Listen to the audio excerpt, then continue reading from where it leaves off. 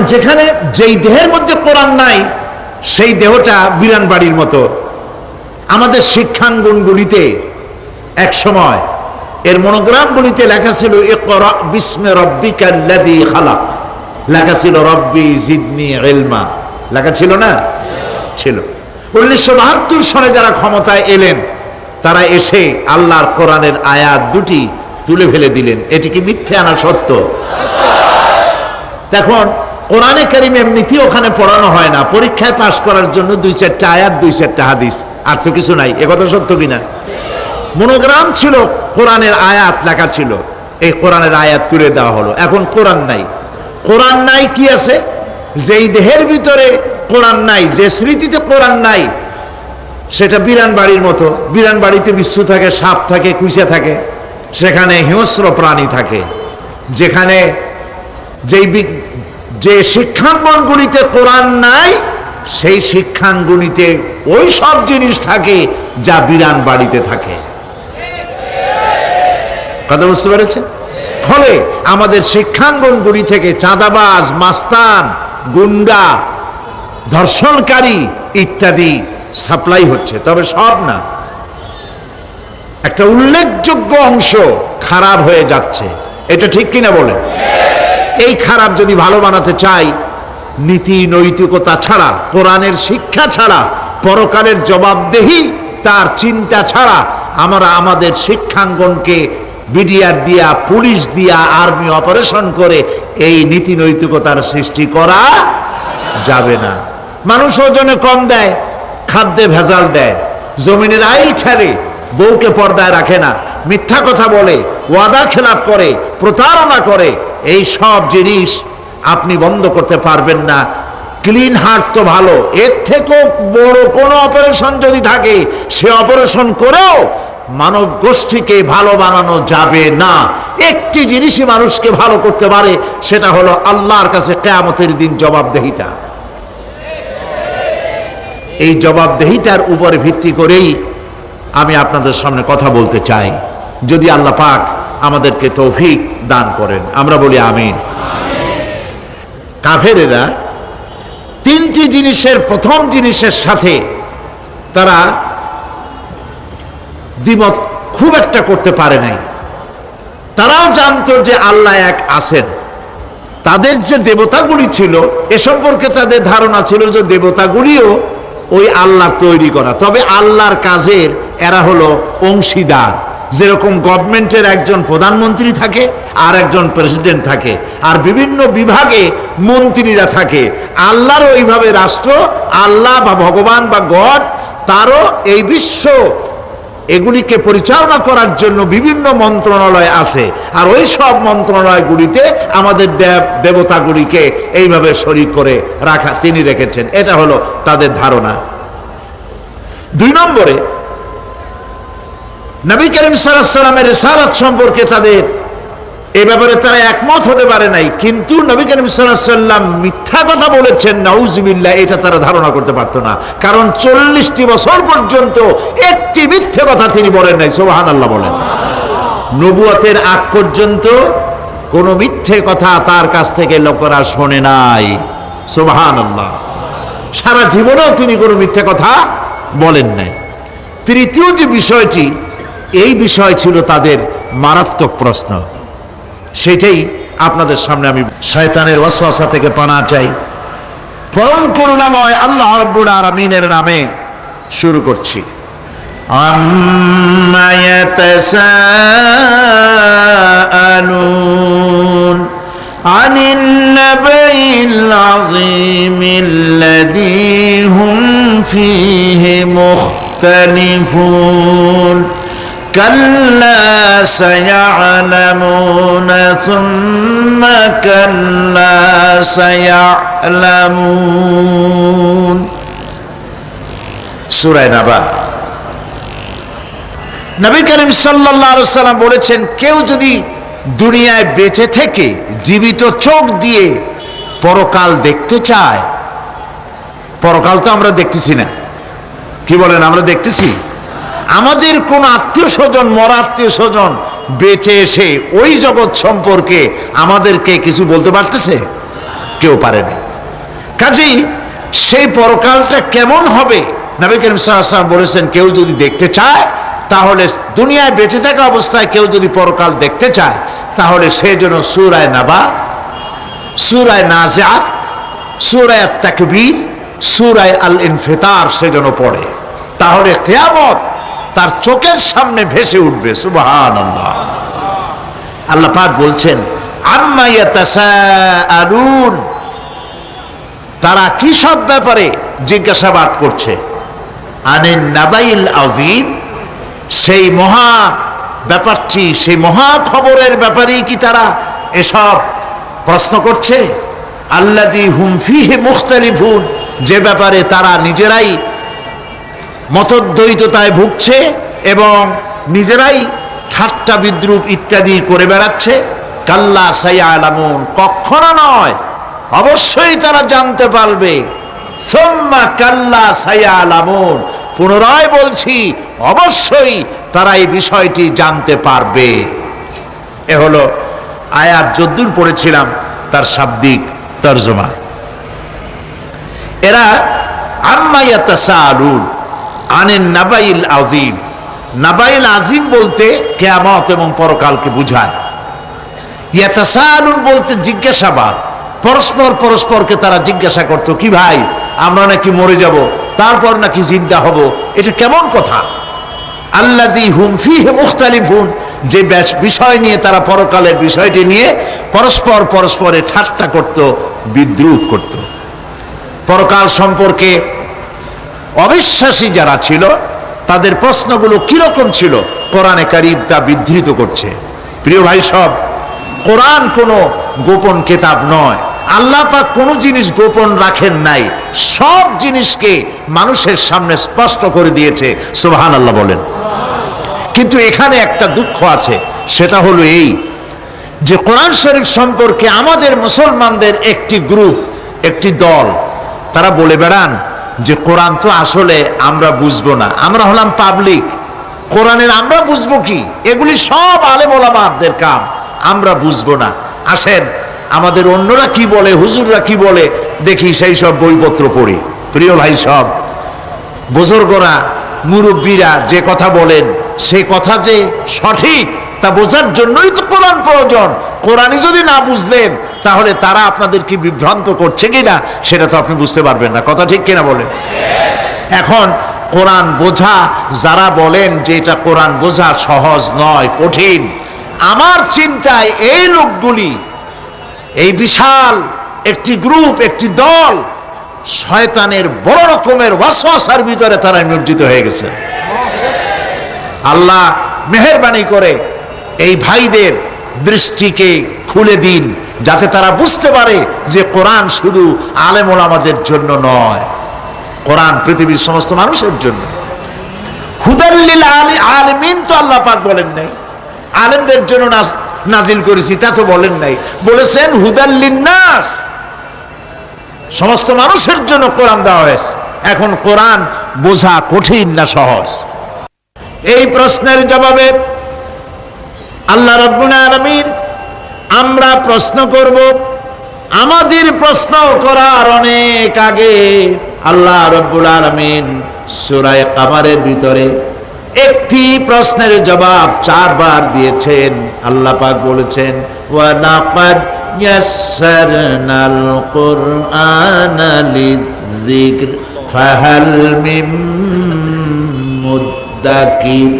আল্লাহ পাক বলেন, আমি আল্লাহ অবশ্যই কোরআনকে মুখস্থ করার জন্য আর কোরআন বোঝার জন্য মানুষের কাছে আমি সহজ করে দিয়েছি।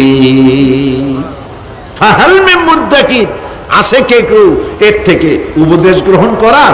4 বার আল্লাহ পাক বলেছেন সূরা কামারের ভিতরে, অবশ্যই কোরআন আমি বোঝার জন্য সহজ করে দিয়েছি। সুবহানাল্লাহ বলেন। আমরা বুঝতে চাই না, তাহলে বুঝবো কি করে? বুঝতে চাইলেই তো আমরা বুঝতে পারবো, চেষ্টা করলেই বুঝতে পারবো। কোরআনে কারীমের এই সূরাটির দিকে লক্ষ্য করে আল্লাহ পাক বলছে, কাফেররা এটা বিশ্বাস করত না, বিশ্বাস না করে তারা কি সব প্রশ্ন উঠাইতো, সেই প্রশ্নগুলো আল্লাহ পাক তুলে ধরেছেন। আরেকটি জিনিস লক্ষ্য করুন, আল্লাহর চাইতে শক্তিধর পৃথিবীতে কেউ আছে? আকাশে কেউ আছে? কোথাও কেউ আছে? কেউ নাই। আল্লাহরে অস্বীকার করছে একদল লোক, বলতেছে মানি না। আল্লাহ পাক ফেরেশতা পাঠায় দিলেন, ওদের গর্দান পিটাই ভাঙ্গে দাও, আমারে মানে না কে? এইরকম কি আল্লাহ করছে? না, করেন নাই। ওরা বলে পরকাল মানি না, আল্লাহরে মানি না। আল্লাহ পাক কোরআনে যুক্তি দিয়েছেন, আর নবী করিম সাল্লাল্লাহু আলাইহি সাল্লামকে বলেছেন, ইন্নামা আনতা মুযাক্কিরুন লাস্তা আলাইহিম বিমুসাইতির। হে নবী, উপদেশক করে আপনাকে পাঠাইছি, আপনাকে লাঠি চার্জ করার জন্য পাঠাই নাই। আপনি দারোগা নন, আপনি প্রচারক। মানুষকে উপদেশ দিন সুন্দর সুন্দর ভাষায়, উদউ ইলা সাবিলি রাব্বিকা বিল হিকমাতি ওয়াল মাউইজাতিল হাসানা। মিষ্টি মিষ্টি ভাবে, সুন্দর ভাবে, সুকৌশলে মানুষকে ভালো ভালো কথাগুলি সুন্দর করে বুঝিয়ে দিন। সুবহানাল্লাহ বলেন। এখন এই কাফেররা বলছে পরকাল বুঝি না। এগুলো কেমনে হয়? আমরা অস্বীকার করি, মানি না। আল্লাহ পাক সাথে সাথে ফেরেশতা দিয়ে কারো ঘাড় মটকান নাই, কিন্তু পারতেন না? পারতেন না? আরে ভাই বলেন না কেন, পারত কি না? অবশ্যই পারতেন, কিন্তু তা করেন নাই। প্রত্যেকটি কথা যুক্তি দিয়ে, হাজারো যুক্তি দিয়ে আল্লাহ পাক বুঝাইছেন। সুবহানাল্লাহ। কাফেরেরা প্রশ্ন করল, তারা বলতো আমাদের এই জীবন শেষ, মৃত্যুর পরে আমাদের আর নতুন করে ওঠা লাগবে না। ওরা বলতো ইন্না হাউলানি লায়াকুলুনা ইন হিয়া ইল্লা মাউতাতুনাল উলা ওয়া মা নাহনু বিমুনশারিন। তারা বলতো এই জীবনটাই আমাদের শেষ, এইখানে আমরা মৃত্যু ছাড়া, আমাদের এই জীবন ছাড়া আর কিছুই নাই, আর আমাদেরকে পুনরুত্থিত করা হবে না। পরিষ্কার তারা বলতো যে আমাদেরকে পুনরুত্থিত করা হবে না। এরপরে তারা আরো বলতো মা নাদিরি মাসসাআতু ওয়া নাযুন্নু ইল্লা যান্না ওয়া মা নাহনু বিমুস্তাইকিনিন। ওরা বলতো কিয়ামত কি জিনিস তা আমরা জানি না, আমরা বুঝি না, আমরা শুধু অনুমান করি মাত্র, আর আমাদের বিশ্বাস হলো আমাদেরকে কখনোই উঠানো হবে না, পুনরুত্থিত আমরা হব না। প্রিয় ভাই সব, এইভাবে তারা পরকালকে অস্বীকার করার কথাগুলি তারা বলতো। কাফেরেরা প্রশ্ন তুলতো, আমরা আর আমাদের মৃত্যুর পরে আর আমাদেরকে জিন্দা করা হবে না। আখিরাতের জীবন সম্পর্কে কাফেরেরা আর বলতো وقالوا أئذا كنا عظاما ورفاتا أئنا لمبعوثون خلقا جديدا। তারা বলতো যে আমরা মরে যাওয়ার পর আমাদের গোশতগুলি মিশে যাবে, হাড্ডি গুড্ডিগুলি পচে যাবে, এরপরে আমাদেরকে নতুন করে চিন্তা করা হবে। এটা মাথার মধ্যে ঢোকে না, কি আশ্চর্য ধরনের কথাটা হবে কি করে?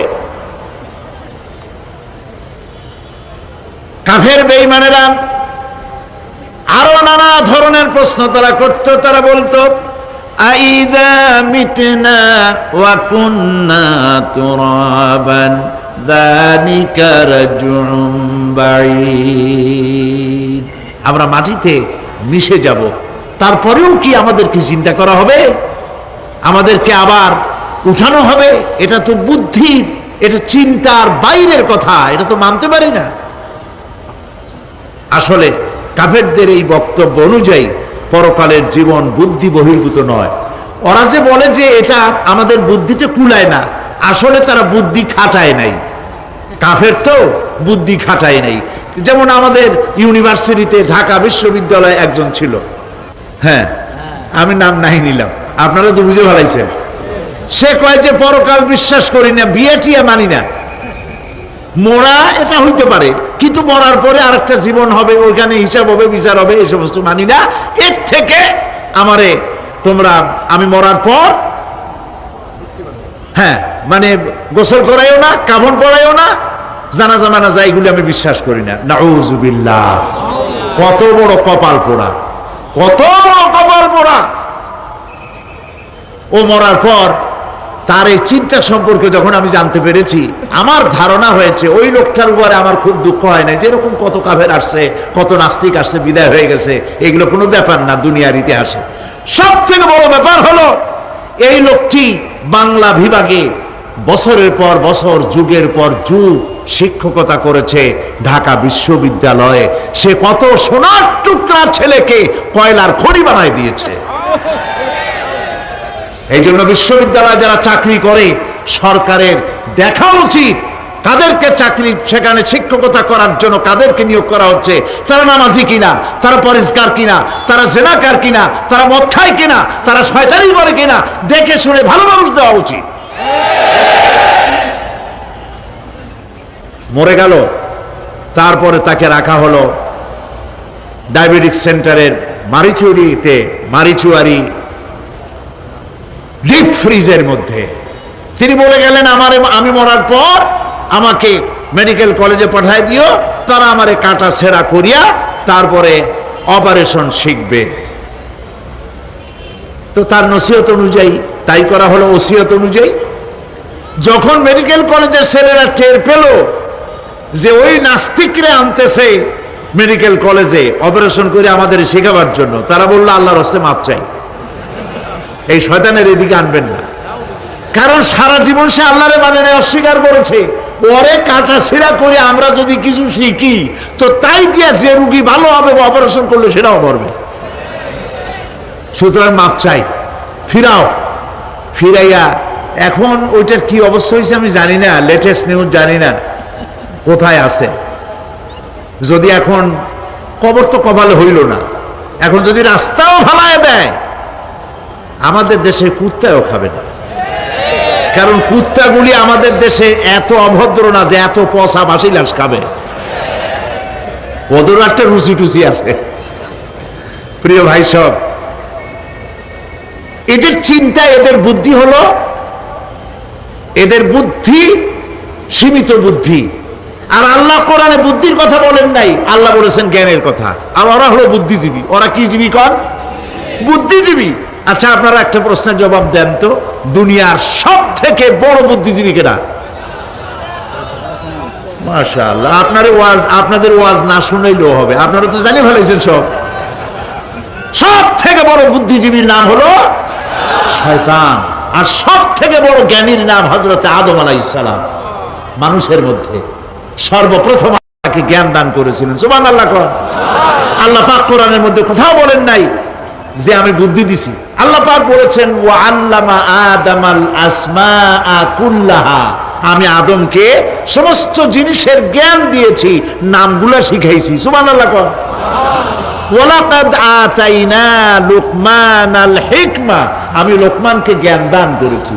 ওয়ালাকাদ আতাইনা দাউদা ওয়া সুলাইমানা ইলমা, আমি দাউদ আর সুলাইমানকে কি দিছি? বুদ্ধি দিছি।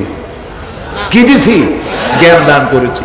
ইব্রাহিম আলাইহিস সালাম বলেছেন, হে আমার আব্বা, হে আমার পিতা, আমার কাছে এমন জ্ঞান এসছে যে জ্ঞান আপনার কাছে নাই। ফাত্তাবিউনি আহদিকা সিরাতান সাবিয়্যা, আপনি আমার অনুসরণ করেন, আমি আপনাকে সোজা রাস্তায় উঠায় দেব। সুবহানাল্লাহ। আমার কাছে এমন ইলম আসছে। কোরআনে কারীমে আল্লাহ রাব্বুল আলামিন বুদ্ধি শেখো, আল্লাহর কাছে বুদ্ধি কামনা করো, এটা তিনি এক জায়গাও বলেন নাই।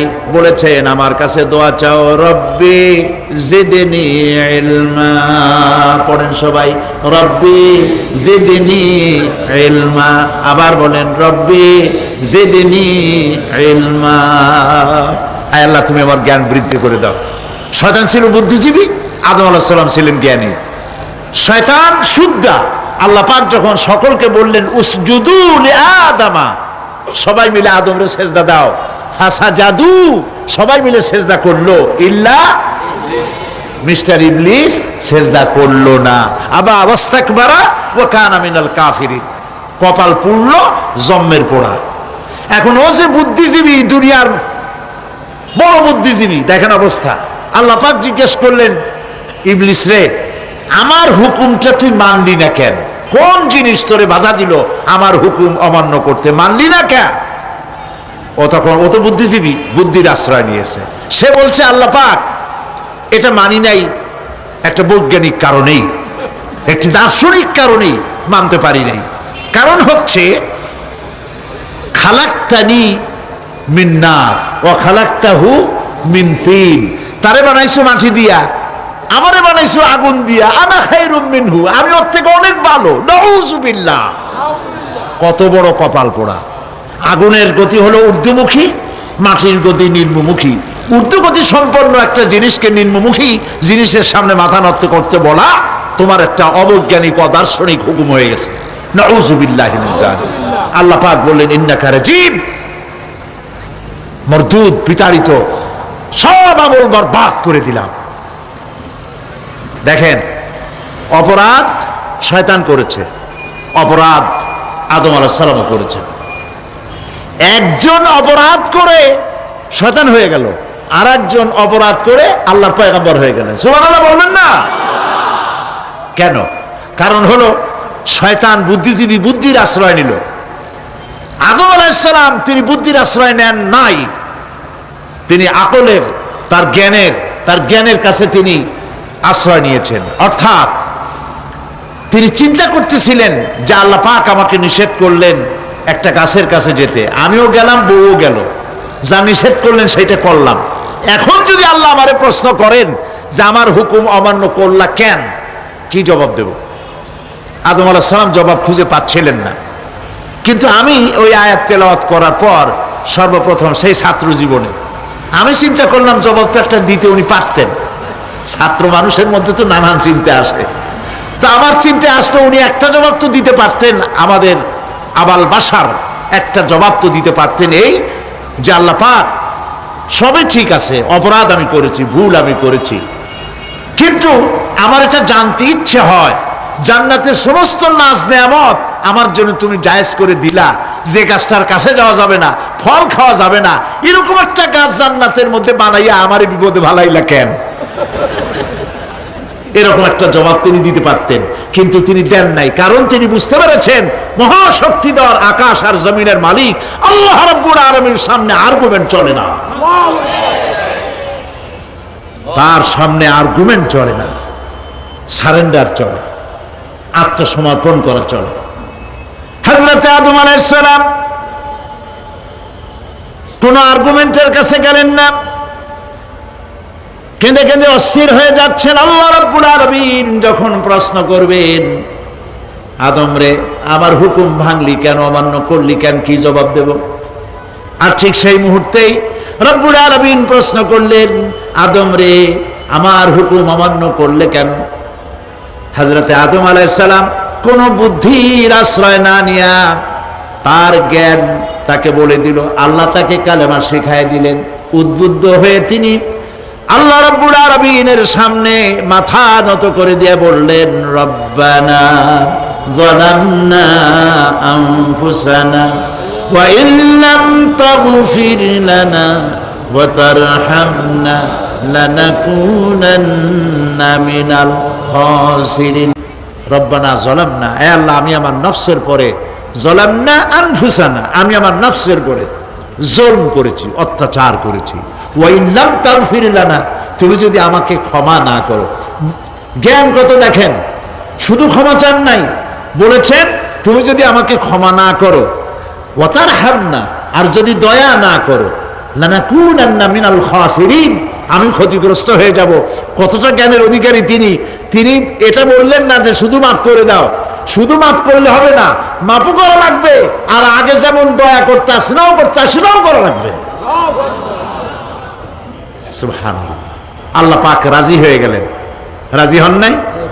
আল্লাহ রাব্বুল আলামিন হযরত আদম আলাইহিস সালামকে শুধু ক্ষমা করলেন না, ক্ষমাও করলেন, আর নবীর মর্যাদা দিয়ে আল্লাহ রাব্বুল আলামিন দুনিয়ায় পাঠাইয়া দিলেন। সুতরাং বুদ্ধি দিয়ে কাফেররা বুদ্ধির আশ্রয় গ্রহণ করে সর্বনাশ করেছে, যে পরকাল হইতে পারে না, মরে যাব আবার উঠবো, আবার এই শরীর কেমনে তৈরি হবে, এইটা তাদের বুদ্ধিতে কুলায় নাই। কিন্তু বুদ্ধি দিয়া চিন্তা করলে বোঝা যাইতো যে হ্যাঁ পরকাল একটা হইতে পারে। আর একটা কথা বলি, সেটা হলো এই বহুত মানুষ আছে পরকাল বিশ্বাস করে না, আছে না? এমন আছে।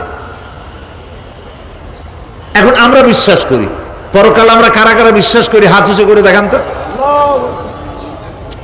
আলহামদুলিল্লাহ বলি, বলেন আলহামদুলিল্লাহ। এখন যারা বিশ্বাস করে না তাদেরকে জানাতে চাই, আমরা যারা পরকালে বিশ্বাস করি, তাহলে পরকাল যদি না হয়, কিয়ামত যদি না হয়, বিচার আচার যদি কিছু না হয়, আমরাও বেঁচে গেলাম, আপনারাও বেঁচে গেলেন। কিন্তু সত্য সত্যই যদি পরকাল একটা হয়, বিচার যদি হয়, আমরা বেঁচে যাব, ফেসে যাবা তোমরা।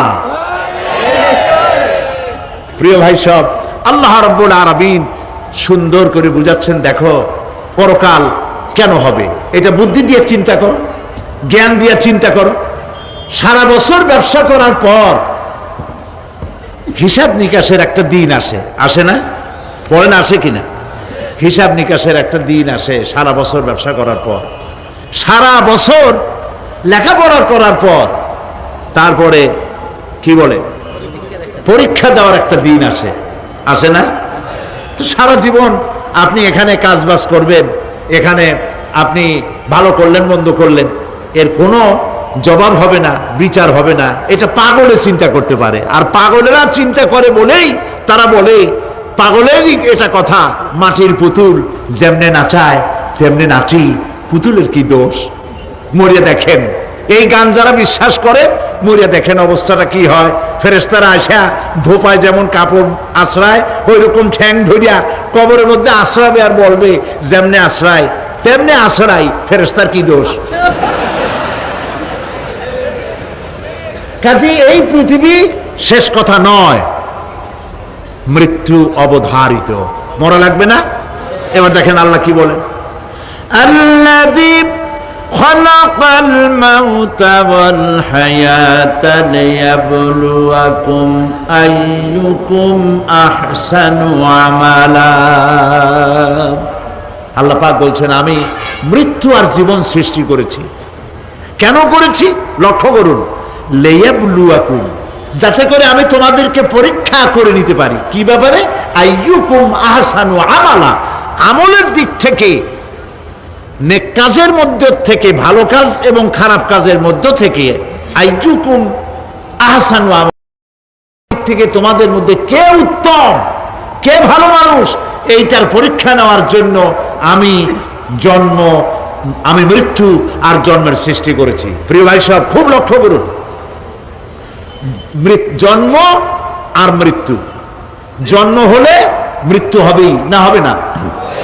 এই যে একটা ডিউরেশন, একটি সময়, এই সময়টা হলো পরীক্ষার সময়।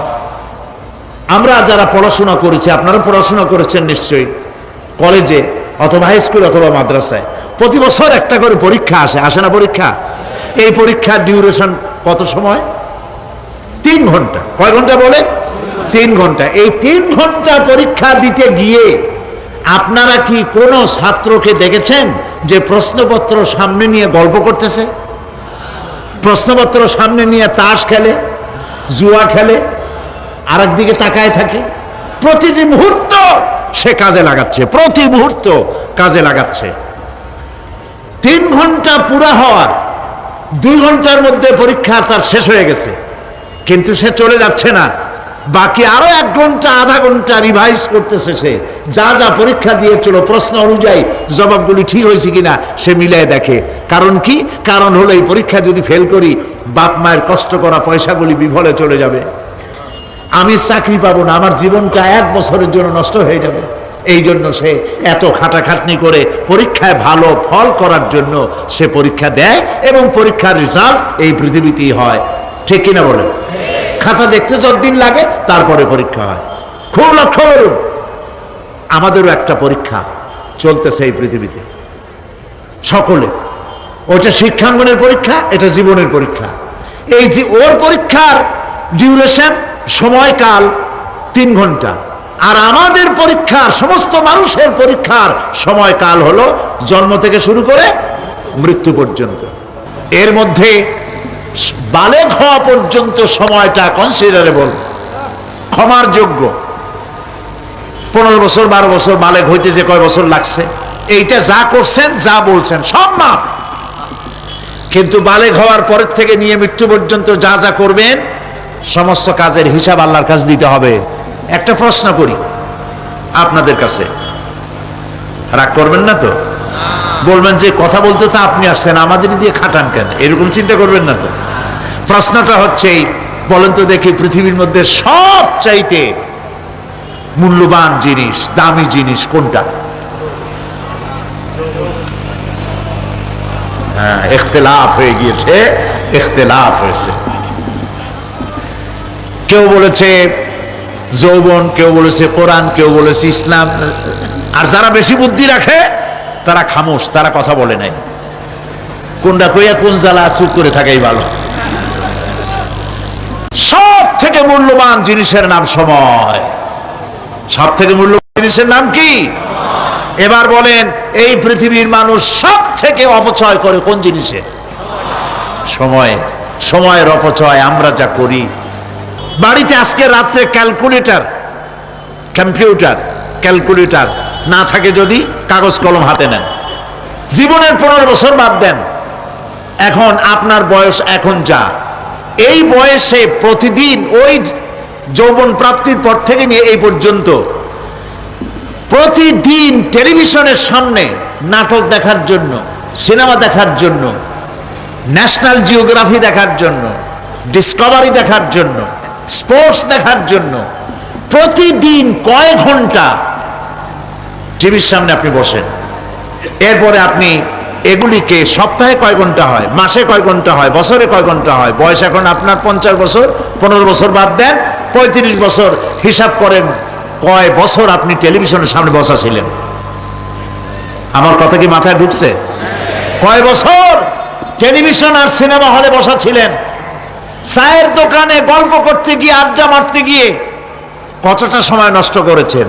রবীন্দ্রনাথ, যতীন্দ্রনাথ, যোগীনাথ, তারপরে শরৎচন্দ্র, এই সমস্ত এই নাম মনে আসলো। কবি, সাহিত্যিক, ঔপন্যাসিক, নাট্যকার, তাদের বইপত্র, গল্পের বই, ভূতের গল্প, এই সমস্ত গল্পের বই পড়িয়া জীবনে কতটা সময় নষ্ট করেছেন। সবগুলি এক জায়গায় করেন, সবগুলি এক জায়গায় করেন।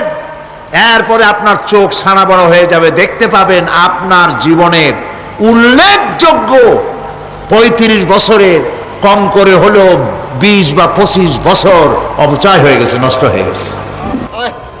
ইন্না লিল্লাহি ওয়া ইন্না ইলাইহি রাজিউন। জীবনের সব থেকে মূল্যবান সময়গুলি নষ্ট করে ফেলেছি আমরা। আল্লাহ পাক বলেছেন, পরীক্ষা নেওয়ার জন্যই এই পৃথিবীতে দিয়েছিলাম।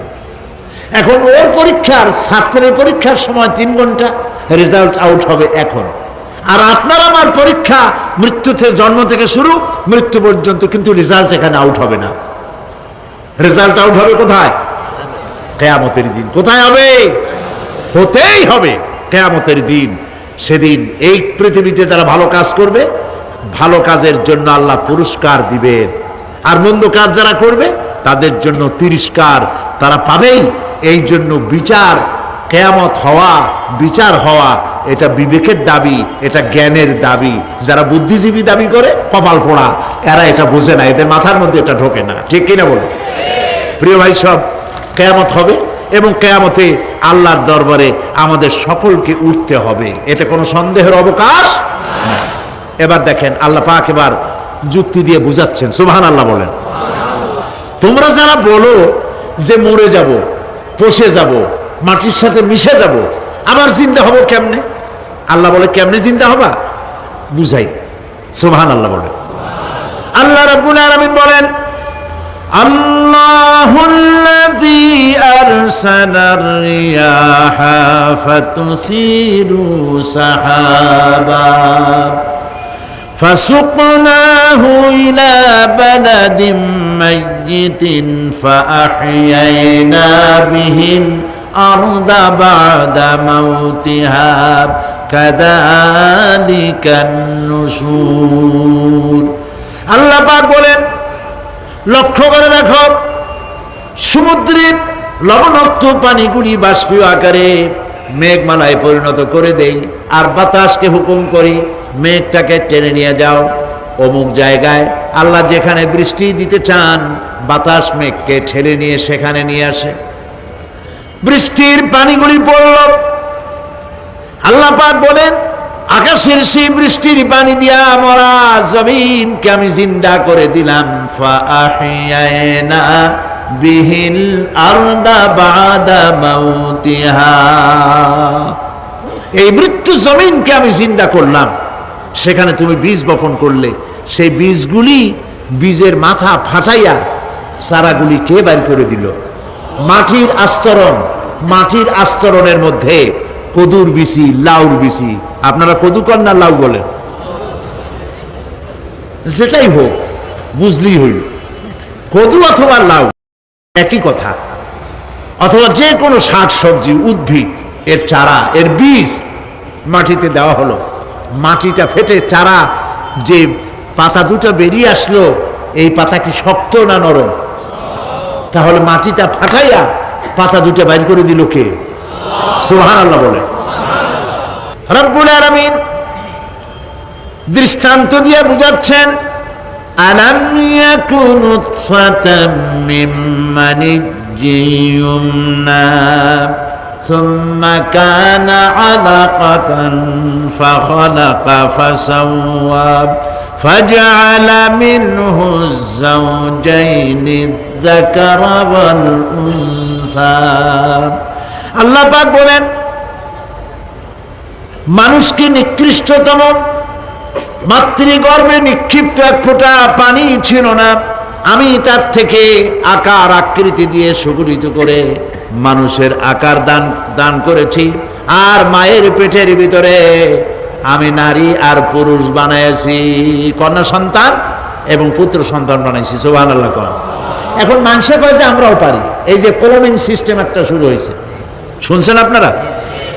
কথা না কইলে বুঝি কি? ক্লোনিং পদ্ধতি। এটি ক্লোনিং পদ্ধতি বিজ্ঞানীরা যারাই কাজটা করতেছে তারা বিশ্ব সভ্যতাকে বিনষ্ট করার একটি মারাত্মক কাজে তারা হাত দিয়েছে। ক্লোনিং পদ্ধতিতে যে যা কিছু তৈরি হয়, এর আগে ভেড়ার বাচ্চা হয়েছে, ছাগলের বাচ্চা বানাইছে, সেগুলি তার মায়ের মতোই হয়েছে অথবা পিতার মতো হয়েছে। পিতার ডিএনএ নিয়ে একটা পুরুষ জাতীয় জন্তুর ডিএনএ অথবা স্ত্রী জাতীয় একটি জন্তুর ডিএনএ নিয়ে তারপরে বিশেষ প্রক্রিয়ার মাধ্যমে সন্তান, এই বাচ্চা উৎপাদনের ব্যবস্থা তারা শুরু করেছে পশু দিয়ে। এরপরে মানুষ এভাবে করা যায় কিনা সেই চিন্তা তারা করেছে। ইতিমধ্যে নাকি দুটো বাচ্চা হয়েছে, এটা সত্য না মিথ্যা এখনো যাচাই করা যায় নাই। কিন্তু পশুর থেকে যেগুলো হয়েছে সবগুলি রোগ নিয়ে আসছে পৃথিবীতে, গেল এক নম্বর কথা।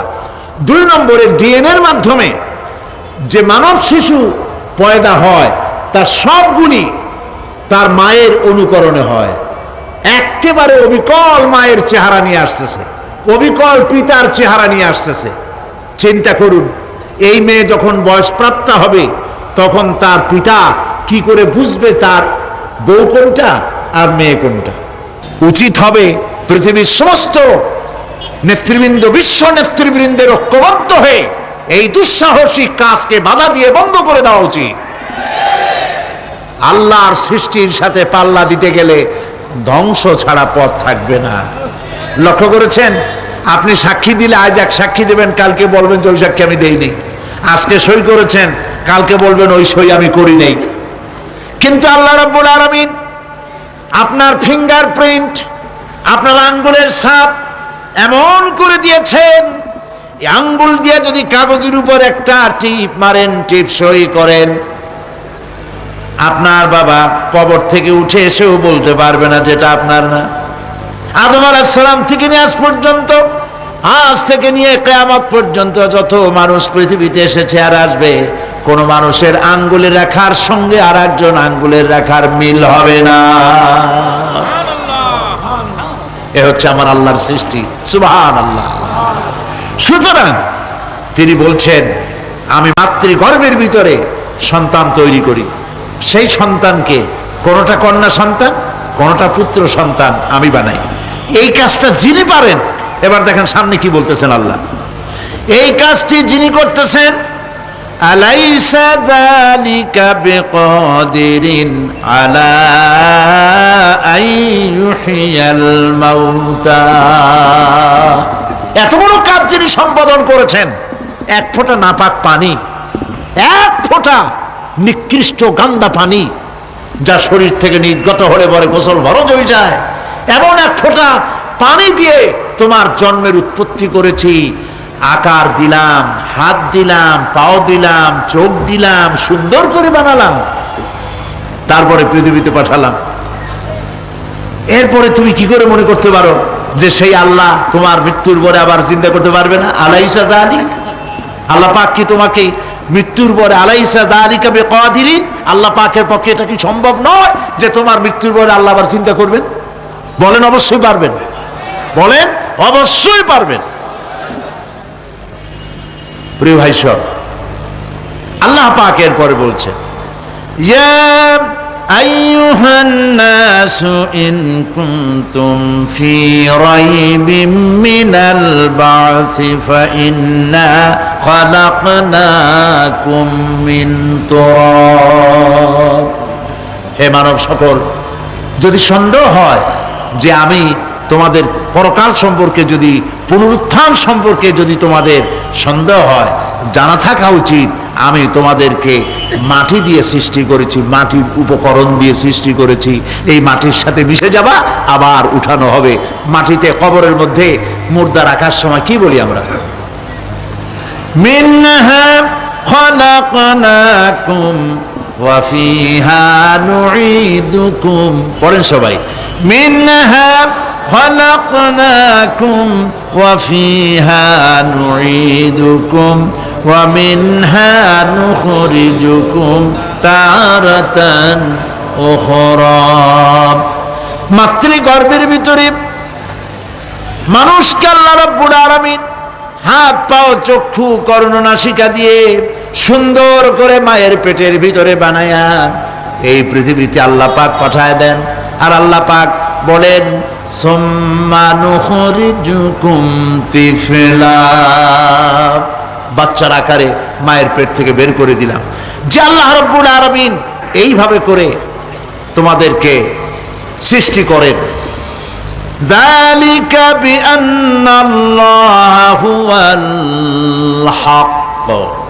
জেনে রাখো, এসব কিছু এই জন্যই ঘটে যেহেতু আল্লাহ রাব্বুল আলামিন, আল্লাহ তাআলা মহাসত্য, তিনি যা বলেন তাও সত্য। তার কথার মধ্যে কোনো রকমের বৈপরীত্য নাই।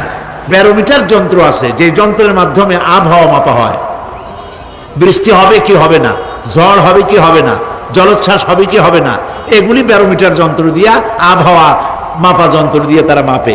কিন্তু আপনারা কি কখনো শুনেছেন যে রেডিও টেলিভিশনে বলা হয়েছে সন্দ্বীপ, কুতুবদিয়া, হাতিয়া, সেন্ট মার্টিন এবং বাঁশখালী, আর কি কোন দু একটার নাম, কক্সবাজার, পতেঙ্গা ইত্যাদির উপর দিয়ে 280 মাইল স্পিডে ঝোড়ো হাওয়া প্রবাহিত হবে। আগামীকাল 30 ফিট উঁচু হয়ে জলোচ্ছ্বাস হবে, এরকম কথা বলে কেউ? কি বলে? হইতে পারে, হইতে পারে, বজ্র সহ বৃষ্টিপাত হতে পারে। এবার কোরআন শরীফ দেখুন তো, কোরআন শরীফে কোথাও আছে পরকাল হইলেও হইতে পারে, কবর আযাব এটাও হয়তো হইতে পারে, জান্নাত আর জাহান্নাম থাকতেও পারে, এরকম কথা আছে? সব কথা ডাইরেক্ট, কোন কথার ভিতরে কোন রকমের বৈপরীত্য নাই। আল্লাহ রাব্বুল আলামিন বলেছেন, ইযাস সামাউ ফাতারাত, আকাশসমূহ যখন বিদীর্ণ হয়ে যাবে, ওয়া ইযাল কাওয়াকিবু তাসারাত, আর যখন তারকাসমূহ বিক্ষিপ্ত হয়ে পড়বে, ওয়া ইযাল কুবুরু বুসিরাত, আর যখন কবরের ভিতরে যা কিছু আছে সব উদ্গীরণ করে দেওয়া হবে। সমস্ত কথাগুলি ডাইরেক্ট। যালিকা বিআন্নাল্লাহা হুয়াল হক, যেহেতু আল্লাহ মহাসত্য। ওয়া মান আসতাকু মিনাল্লাহি কিলা, আর আল্লাহর চাইতে সত্যবাদী আর কে আছে? বলেন আছে কেউ? সে আল্লাহ রাব্বুল আলামিন বলেন, এত কিছু কাজ এত সুন্দর ব্যবস্থাপনা করে যিনি করেন, وأنه يحيي الموتى وأنه على كل شيء قدير। সে আল্লাহ রাব্বুল আলামিন তোমাদেরকে তোমাদের মৃত্যুর পরে আবার জিন্দা করবেন, এতে সন্দেহ করার কোনো কারণ নাই।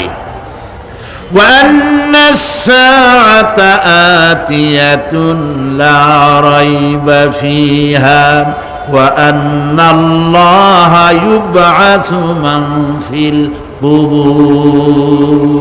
আল্লাহ পাক বলছেন অবশ্যই কিয়ামত আসবে, তাকে কেউ বিন্দুমাত্র এতে কোনো সন্দেহ নাই।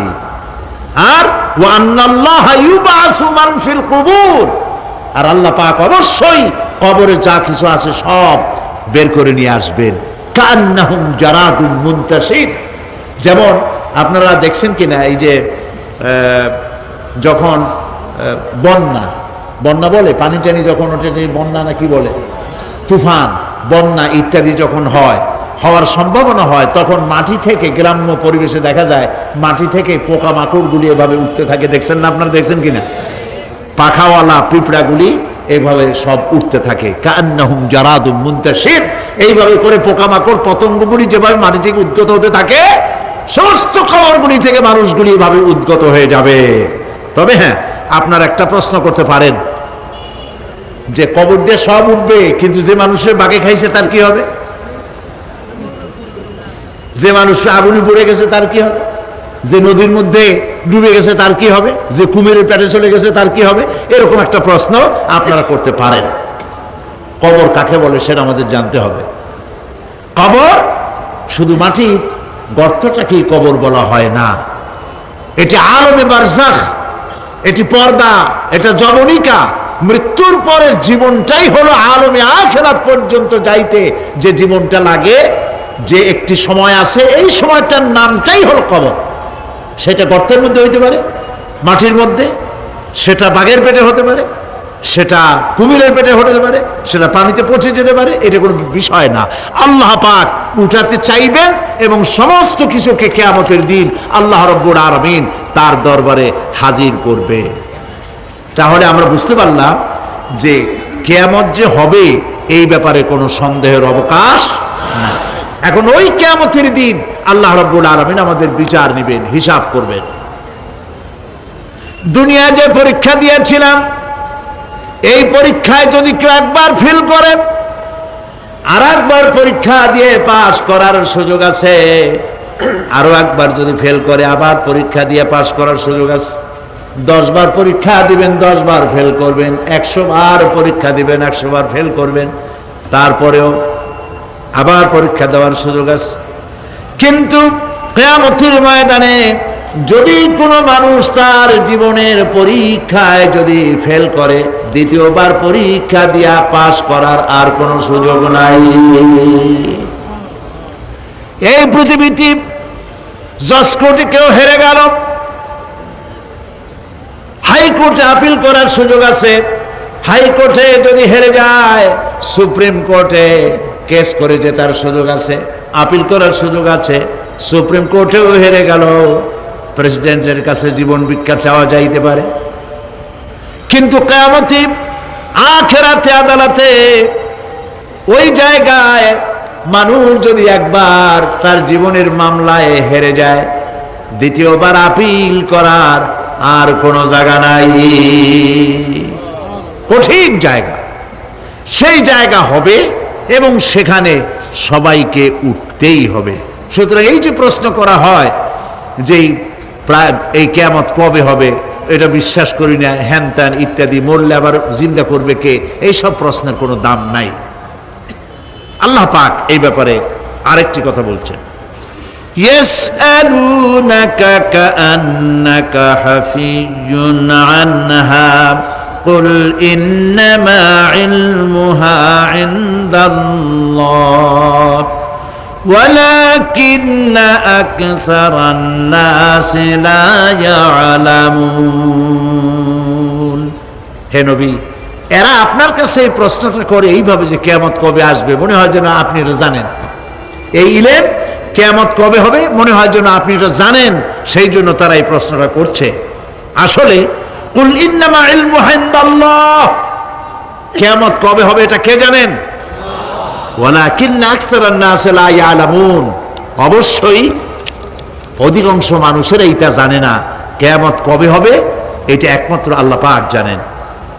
পরকালের জীবন যে হবে এতে কোনো সন্দেহ নাই, সেই ব্যাপারে আল্লাহ পাক বলছেন আআনতুম আশাদ্দু খালকান আমিস সামাউ বানাহা, তোমরা যে পুনরুত্থান সম্পর্কে অস্বীকার করো, এবার চিন্তা করো তোমারে বানানো কঠিন না ওই মহা আকাশটা বানানো কঠিন? কোনটা কঠিন বলেন না আপনারা, কোনটা কঠিন? আপনারা একটু তাকায় দেখেন তো, এই যে বিশাল প্যান্ডেল, এই প্যান্ডেলে খুঁটি আছে না নাই? আছে কি না? কতগুলা খুঁটি গুনতে আপনার আধা ঘন্টা খানেক সময় লাগবে, ঠিক না? এই একটা প্যান্ডেল বানাতে যদি এতগুলি খুঁটি লাগে, তাহলে বিশাল আকাশে যদি এই রকম খুঁটি লাগতো আকাশটারে ঝুলায় রাখার জন্য, তাহলে চিন্তা করেন তো খুঁটির জ্বালায় গাড়ি চালানো যাইতো? আছে কোনো খুঁটি? জোরে বলেন আছে? নাই। ওই আকাশটাকে আল্লাহ পাক বলছেন আনতুম আশাদ্দু খালকান আমিস সামাউ বানাহা, তোমারে বানানো কঠিন না ওই বিশাল আকাশ বানানো কঠিন? কোনটা কঠিন ছিল? তো ওই আকাশটা বানানোই তো আল্লাহ পাকের কাছে সহজ হয়ে গেছে। তাহলে তোমারে একবার বানাইয়া যে একবার বানাতে পেরেছেন তিনি আবার জিন্দা করতে পারবেন না, এই চিন্তা কেন করো? আল্লাহ রাব্বুল আলামিন কোরআনে কারীমের ভিতরে পরিষ্কার করে বলেছেন, ওরা বলে কাফের বেঈমানেরা বলে ক্বালা মাইয়ুহিল ইযামা ওয়া হিয়া রামীম, আমাদের হাড় গোড় যখন পচে যাবে গলে যাবে কে আমাদের জিন্দা করবে? জবাবে আল্লাহ পাক বলেন, হে নবী আপনি বলুন কুল ইউহইয়াল্লাযী আনশাহা আউওয়ালা মাররা, আপনি বলে দিন যে আল্লাহ রাব্বুল আলামিন একবার তোমাকে সৃষ্টি করেছেন, প্রথমবার যিনি সৃষ্টি করেছেন দ্বিতীয়বার মৃত্যুর পরে আবার তিনি জিন্দা করবেন। কেন বিশ্বাস করো না? সুতরাং এই যে আল্লাহ পাক মানুষকে জীবন দিয়েছেন, এই জীবনের পরে মৃত্যু, মৃত্যুর পরে আবার আমাদের সকলকে উঠতে হবে এবং আল্লাহ পাকের দরবারে আমাদেরকে উপস্থিত হতে হবে। এই কথাগুলি যারা অস্বীকার করে, পরকাল যারা মানে না, তাদের সম্পর্কে আল্লাহ পাক বলছেন ওয়াল্লাযীনা কাযযাবু বিআয়াতিনা ওয়া লিকাইল আখিরাতি হাবিতাত আমালুহুম, আল্লাহ পাক বলেন যারা পরকালকে অস্বীকার করেছে, আখিরাত যারা মানে না, তাদের জিন্দেগীর সকল আমলগুলিকে আল্লাহ পাক বরবাদ করে দিবেন। পরকালের বিশ্বাসের উপরে ভিত্তি করেই মানুষের চরিত্র ভালো হইতে বলেন পারে। একটা দৃষ্টান্ত দেই, একটা দৃষ্টান্ত। এই যে যারা চুরি করে, ডাকাতি করে, সন্ত্রাস করে মানুষ মারে, সন্ত্রাসগুলি করে কি জন্যে? এদের ধারণা নাই যে আল্লাহ পাক আমাদেরকে উঠাইতে পারবে, আমাদের মৃত্যু হবে, পরকালের চিন্তা নাই বলেই তারা এই কাজটা করে। রাতের আধারে কোটি কোটি টাকার অফার আসছে, কেউ দেখে না এইখান থেকে, এই টাকার খাওয়া থেকে, অথবা জেনা করা থেকে, অথবা মদ পান করা থেকে গোল্ডেন অপরচুনিটি, সুযোগ আসছে, জেনা করা যায়, মদ খাওয়া যায়, টাকা নেওয়া যায়, অবৈধ টাকা। এই অপরাধ থেকে বাঁচাতে পারে একমাত্র পরকালের জবাবদেহিতা, আখিরাতের ভয়। আল্লাহর কাছে আমাকে জবাবদিহি করতে হবে, এই ভয় ছাড়া আর কোনো কিছুই মানুষের এই বিপদ থেকে মানুষের চরিত্র ভালো বানাইতে পারে না। মানুষের চরিত্র ভালো বানাবার জন্য এটাই হচ্ছে একমাত্র পথ। সেই জন্য আল্লাহ পাক আখিরাতের জীবন রেখেছেন, উঠতে সেখানে হবেই। এই পৃথিবীতে একবার যখন আসছি আমাদেরকে জিন্দা আল্লাহ করবেন এবং সমস্ত কথাগুলির জবাব আল্লাহর কাছে দিতে হবে।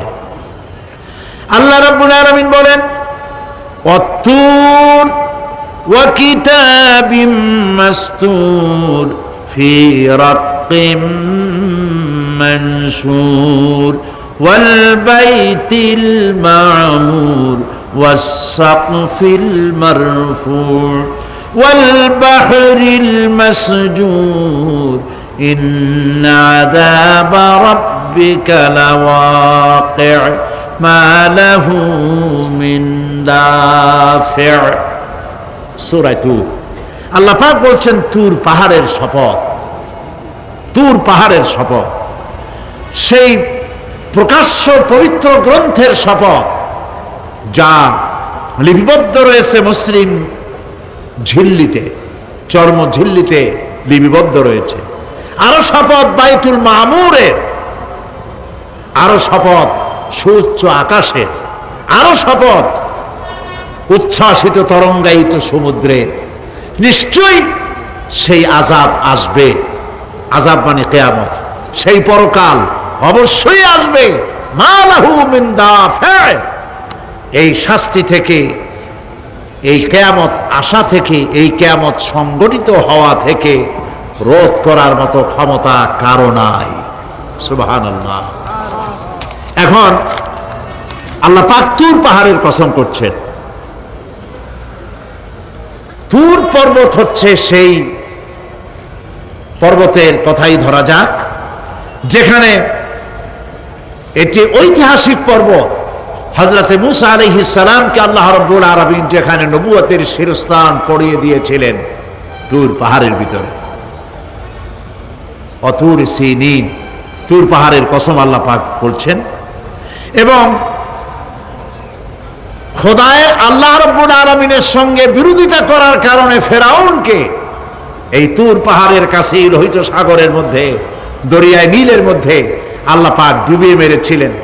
এবং নির্যাতিত বনি ইসরাইলকে শাস্তি দেওয়ার চূড়ান্ত সিদ্ধান্ত এই তুর পাহাড়েই আল্লাহ পাক দিয়েছিলেন। আল্লাহ বলছেন, আমি সেই তুর পাহাড়ের কসম করি। ও কিতাবিম মাসতুর, এবং পবিত্র গ্রন্থের শপথ, যেই গ্রন্থগুলি নাজিল হয়েছে নবীদের উপরে, ইনজিল, তাওরাত, জাবুর, কোরআন, এই কিতাবগুলির কসম করি। সুবহানাল্লাহ। কোরআনের কসম করি, আল্লাহ পাক বলছেন এই কিতাবগুলির কসম করছি। তুর পাহাড়ের কসম করছি, কিতাবগুলির কসম করছি। ওয়াল বাইতুল মামুর, আর বাইতুল মামুরের কসম করছি। সেটা কি?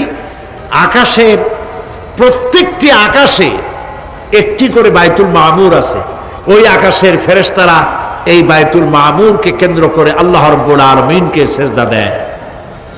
আল্লাহ পাক হযরত আদম আলাইহিস সালামকে বলেছিলেন, একটি ঘর বানাও,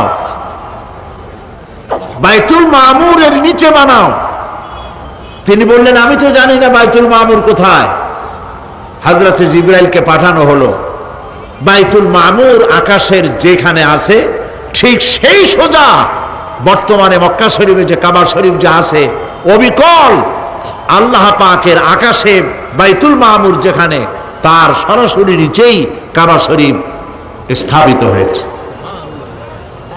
আল্লাহ রাব্বুল আলামিন বলছেন, আমি এই বাইতুল মামুরের কসম করছি।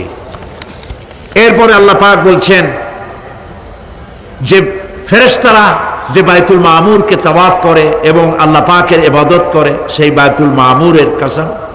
ওয়াস-সাকফিল মারফু, সুউচ্চ আকাশের কসম। এই আকাশ আল্লাহ পাক সৃষ্টি করেছেন বেগাইরে আমাদিন, কোন রকমের কোন খুঁটি ছাড়াই। সুবহানাল্লাহ বলি আমরা। এই বিশাল আকাশ সম্পর্কে ওই যে বুদ্ধিজীবী যারা, কোরআনের জ্ঞান যাদের কাছে নাই, তারা বলে যে আকাশ বলতে কিছু নাই, ওইটা একটা নীলা নীলা, বহুত দূর, সেই জন্য নীলা নীলা দেখা যায়। এই পৃথিবী সম্পর্কেও তাদের ধারণা এই পৃথিবীও কিছু না, এইটা হলো ওই যে কি বলে, সূর্যের কাছের থেকে একটা উজ্জ্বল জ্যোতিষ্ক খুব ফোর্সে যাচ্ছিল, এই ফোর্স সহ্য করতে না পেরে সূর্যের একটি অংশ মহাশূন্যের উপরে ছিটকে পড়ল, ঘুরতে ঘুরতে পৃথিবীর আকার ধারণ করেছে। এই হলো ওদের ধারণা। অ্যাক্সিডেন্টের মাধ্যমে নাকি এই পৃথিবী হয়েছে।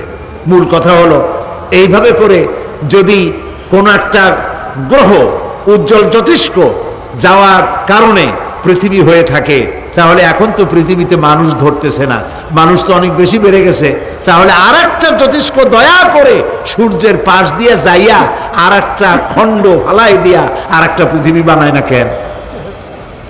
প্রিয় ভাই সব, আল্লাহ পাক বলছেন ওয়াসাকফিল মারফু, আমি এই বিশাল আকাশের কসম করি। সুবহানাল্লাহ। এরপরে ওয়াল বাহরিল মাসজুর, পৃথিবীতে প্রবাহিত উচ্ছ্বসিত তরঙ্গায়িত সমুদ্র রাজির কসম করি। সুবহানাল্লাহ। আচ্ছা বলেন তো, এই পৃথিবী এর নিচে কি? এই পৃথিবীর নিচে কি?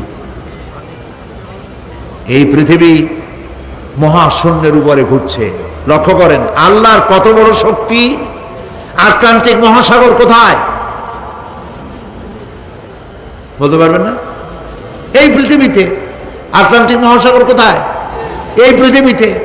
আটলান্টিক মহাসাগর, প্রশান্ত মহাসাগর, ভূমধ্য সাগর, যত সাগর আর মহাসাগর সব এই পৃথিবীতে।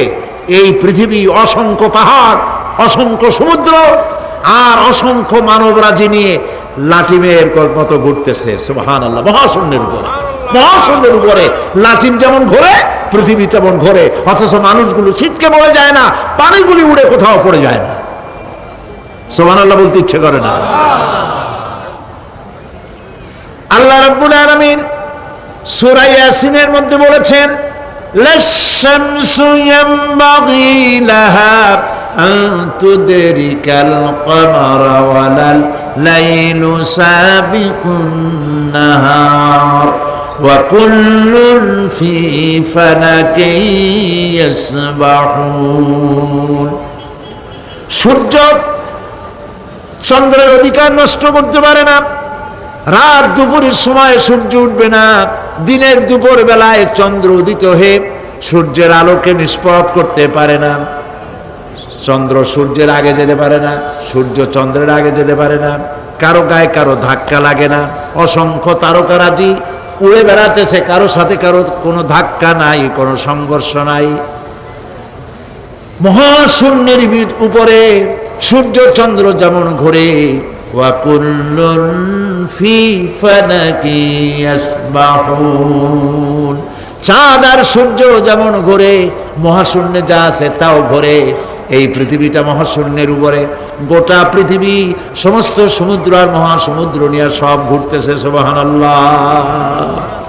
ওয়াল বাহরিল মাসজুর, তরঙ্গায়িত উচ্ছ্বসিত সমুদ্র রাজির কসম করি। সমুদ্র সন্দ্বীপ যাওয়ার সময় কেমন অবস্থা হয় যদি তুফানে পড়ে? দাল্লা মান তাদউনা ইল্লা ইয়াহু, সকলের কথা মানুষ ভুলে যায়। মৌজুন কাল জিবাল, পাহাড়ের মতো যখন ঢেউগুলো আসতে থাকে সবাই সব ভুলে যায়, তখন মনে পড়ে শুধু আল্লাহ। কি মনে পড়ে? আল্লাহ। আল্লাহ কত বড়, সমুদ্রের কাছে যাই দেখেন। সুবহানাল্লাহ। এই বিশাল বিশাল সমুদ্র রাজির কসম করছি। এতগুলি কসম করে আল্লাহ পাক কোরআনে কারীমের মধ্যে বলছেন, দেখো এই সব জিনিসগুলি আমি সৃষ্টি করেছি, আর এই জিনিসগুলির কসম করে বলছি সেই পরকাল অবশ্যই অনুষ্ঠিত হবে, সেই আযাব আসবে। কেউ এই পরকাল অনুষ্ঠিত হওয়া থেকে কেউ ফিরাইয়া রাখতে পারবে না। এখন তোমরা প্রশ্ন করতেছো আল্লাযী ফীহি আল্লাযী হুম ফীহি মুখতালিফুন, এই ব্যাপারে তোমরা ইখতিলাফ করতেছো, মতবিরোধ করতেছো, ঠাট্টা করতেছো, বিদ্রূপ করতেছো। কাল্লা সায়ালামুন, অবশ্যই তোমরা জানতে পারবে। সুম্মা কাল্লা সায়ালামুন, অবশ্যই তোমরা জানতে পারবে সেই পরকাল হবে, এতে কোনো সন্দেহ নাই। সুবহানাল্লাহ। রব্বানা যালামনা আনফুসানা ওয়া ইন লাম তাগফির লানা ওয়া তারহামনা লানাকুনান্না মিনাল খাসিরিন। রব্বানা লা তুযিগ কুলুবানা বা'দা ইয হাদাইতানা ওয়া হাব লানা মিন লাদুনকা রাহমাতান ইন্নাকা আনতাল ওয়াহ্হাব। হায় আল্লাহ তাআলা, দীর্ঘক্ষণ ধরে তোমার কোরআনের কথা শুনে তোমার দরবারে হাত তুলেছি, দয়া করে মেহেরবানি করে আমাদের জিন্দেগির গুনাহ খাতাকে মাফ করে দাও। আমাদের মা বাপ মুরব্বিয়ান যারা কবরে চলে গেছে, আল্লাহ তাআলা কবরগুলিকে জান্নাতের টুকরায় পরিণত করে দাও। রব্বুল আলামিন, যেই পরকালের কথা, কিয়ামতের কথা আলোচনা করলাম, সেই কঠিন হাসরের ময়দানে যেদিন পায়ের নিচে হবে তামার মতো মাটি, আর মাথার উপরে প্রকাণ্ড সূর্যের তাপে গুনাহগারের মাথার চান্দি ফেটে গিয়া মগজগুলি গলে গলে নাক কান দিয়ে বেয়ে পড়তে লাগবে। জিহ্বাটা পানির পিপাসায় কুকুরের মতো ঝুলে নাভিস্থল পর্যন্ত পড়ে যাবে। ময়দানে সারা পড়বে পানি পানি বলে। আল্লাহ তাআলা ওই দিনে তোমার হাবিবের হাতের কাউসারের পেয়ালা আমাদের নসিব করে দিও। রব্বানা তাকাব্বাল মিন্না ইন্নাকা আনতাস সামিউল আলিম ওয়া তুব আলাইনা ইন্নাকা আনতাত তাওয়াবুর রহিম। সুবহানা রাব্বিকা রাব্বিল ইজ্জাতি আম্মা ইয়াসিফুন ওয়া সালামুন